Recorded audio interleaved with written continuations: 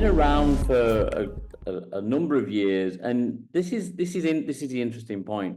I'm trying to look young now. You've been around. You've been around for a lot. By the way, you've never changed in the. It's nearly 10 years that we've been chatting, and I'm always very grateful for the conversations that we have, because most of our readers won't necessarily know this. They might think some of this is scripted. We start with that, and there is absolutely, you don't know what's coming next, right? So we'll put it out there. People will see that. You did say, maybe you should shout about it. You're talking. This is this is a video that can go across 2 channels now. Where I'm a business owner again now. I own International Investment with my colleague Mark. And we also have recently purchased our big rivals, International Advisor. So we own both of those now. So this video will be going out to both sets of our readers now. You answered a tough question about best practice in the industry, and you were quite bullish there. So maybe you should shout about it a bit more. But I want to move off that subject onto something that I know is pretty close to your heart, and I think is kind of terrifying but exciting in many ways, and that's the growth of AI. How is deVere staying ahead of this technology, advancement, which is moving quicker than I could even ever imagine? How are you staying ahead of the curve with that, and how is it going to impact on advice? Look. Let's look a year down the line, and let's look 5 years down the line. What's the industry going to look like? I think every industry is thinking the same thing, Gary. Hey, what happens in 5 years' time? I mean, right now I look at AI as enhancement. So you've done extremely well. So congratulations to you as well, by the way. On you're building very well, and you do a fantastic job in order to build your company. And I'm sure you're looking at it the same way as me. So I'm kind of almost batting the question back to some level. But yeah, it's enhancement. You still need a personal touch. So if you use AI, you're going to get average. Okay, really, your readers don't want average, they want above average. So you could use AI to write articles, and I'm sure you will use it to help you write articles, but it still needs a personal touch, because average they could get themselves by using AI. And I do believe the same thing in the financial industry.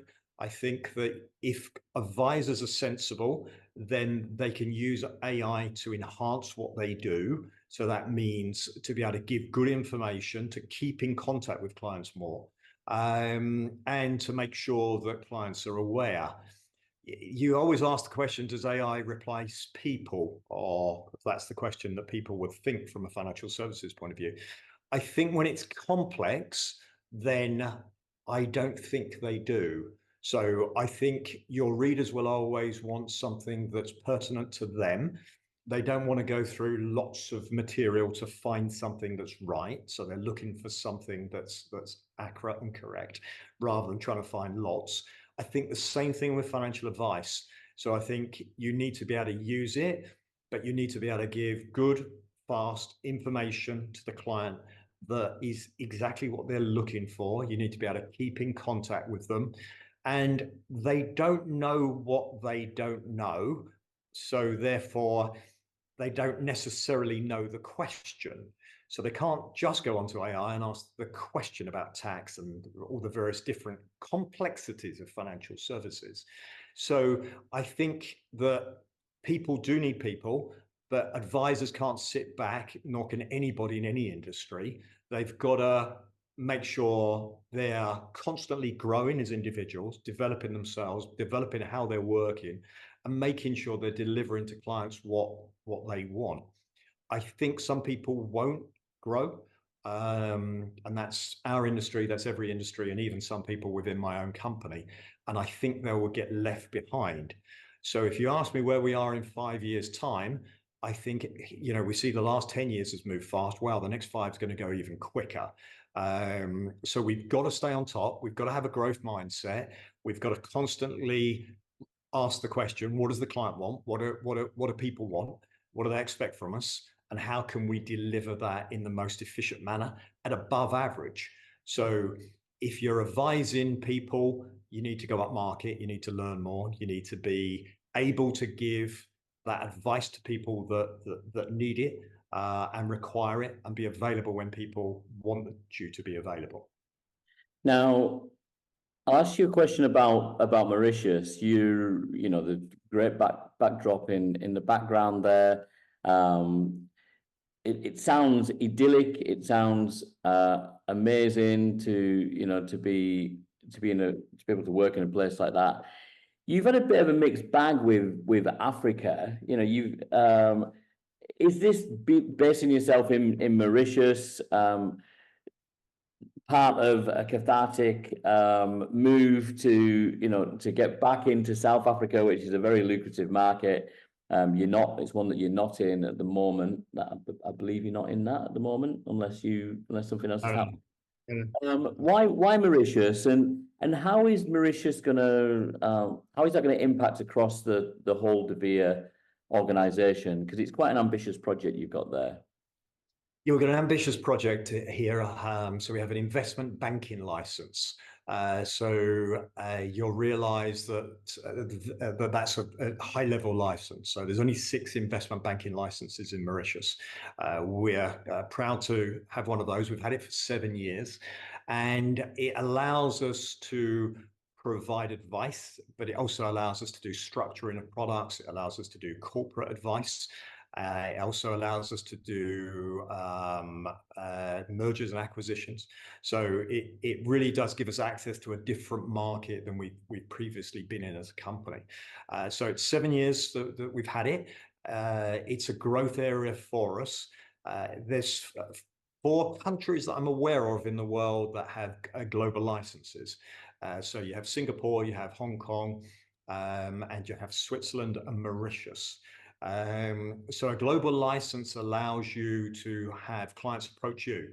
So if you're in the UK, you don't have to bank in the UK. You could choose to bank somewhere else. Not every country will accept people that don't don't live in the country they do. So Mauritius is one of the countries where people can approach, or they can be introduced to. So I think it's a good base for us. It allows us to do things that the advisory companies can't do. It allows the advisors to access deVere investment banking. So it's another part, if you like, of giving holistic advice. So it's not strategic from a point of view of any particular country or continent. It's strategic from the globe, and our advisors globally being able to access the best products, and also to continue to move up market, give sophisticated advice. You see the banks moving out of some parts of the wealth management market. One of the challenges in investment industry is margins. So you see Barclays obviously have moved out, Lloyds have moved out previously, Citibank have moved out of the space, Goldman Sachs have moved out of some of the space.